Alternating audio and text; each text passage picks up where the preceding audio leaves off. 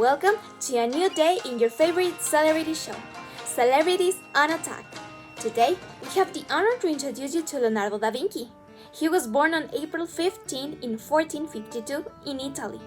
As you may know, he actually has a long, greased beard and balding head. But when he was young, everybody described him as being a beautiful man with flowing curls and meticulously combed beard. Yes, the contemporaries agree to say that he's a very intelligent man with many interdisciplinary skills. They are amazed to say that Leonardo is a polymath. He's a painter, draftsman, a sculptor, architect, inventor, and engineer. He can be too serious and hardworking with his projects, but also adds a little fun when he wants to do that.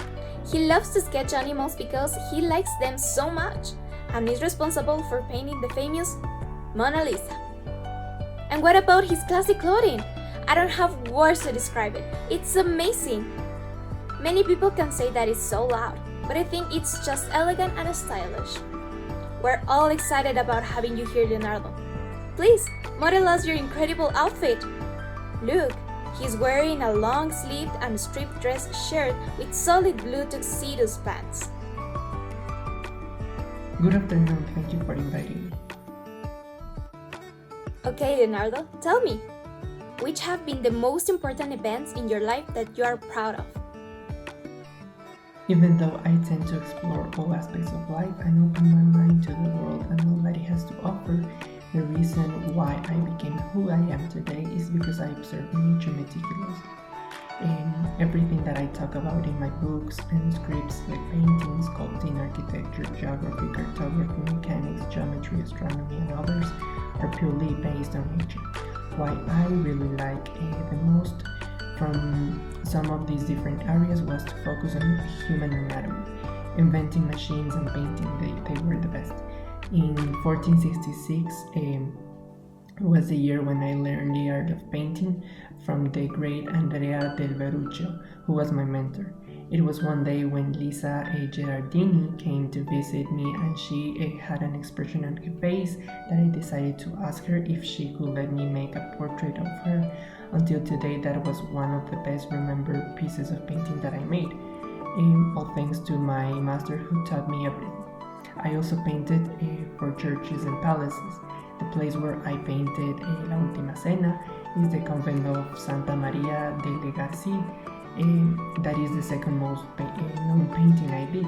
The reason why these two pieces of art I made when I stayed in Milan was because of my patron Ludovico Sforza, who lived there. And currently, what works or projects have you been working on? Has there been any progress on them? Well, I can say that I've been working on one thing in particular. One of my favorite hobbies lately has been eating, so I've been thinking about creating something that allows me to eat food but prevents it from being digested. Wow! Leonardo has had an interesting life. Well, you should know that you were invited to this program because of all the amazing things you've done. It is such a pleasure and I feel too honored. Imagine that I've been waiting for this moment to happen for almost a year. I am so amazed by all the success and achievements you had. And last but not least, one more question to you. What do you regret in your life? What things would you like to change if you could travel to the past? Well, one of the most important things I should have done is to live my life without fear of others knowing that I am homosexual. At the time of the Renaissance, the church had just started to lose power and influence over their followers, and homosexuality had been seen as a sin, but many people didn't care about others. So why should I have cared about others too? If I could travel back in time, I would have focused on my love life more, giving it more meaning and done diminishing it. Also, I would have chosen a technique that I already knew instead of the one I chose for painting La Battaglia de Anghiari, because I could never finish the painting for the Palace of Senecchio. You've been a super important character throughout history thanks to all the knowledge and new teachings that you gave to the world thanks to your wisdom. Without a doubt, you're a great inspiration to all of us. For example, the scientific method. If Leonardo hadn't based his ideas on his observations, we wouldn't have used the scientific method for the experiments. We would have made many mistakes on modern health science by those years, and many people will have died during all this time. Because the scientific method is a useful way to prove a number of experiments and it is based on the observations. With this method, he could study the heart and its location, and will be able to study more anatomy things. Another good example is the discovery of friction. With his ideas of new moving machines like the helicopter, the submarine, and others, nowadays we could build them. Without them, we wouldn't have been able to fly on a plane to another country.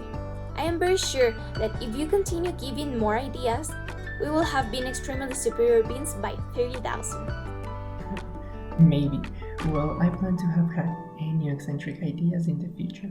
I will do my best, and by 10 years from now, we will have discovered several things advanced for our times.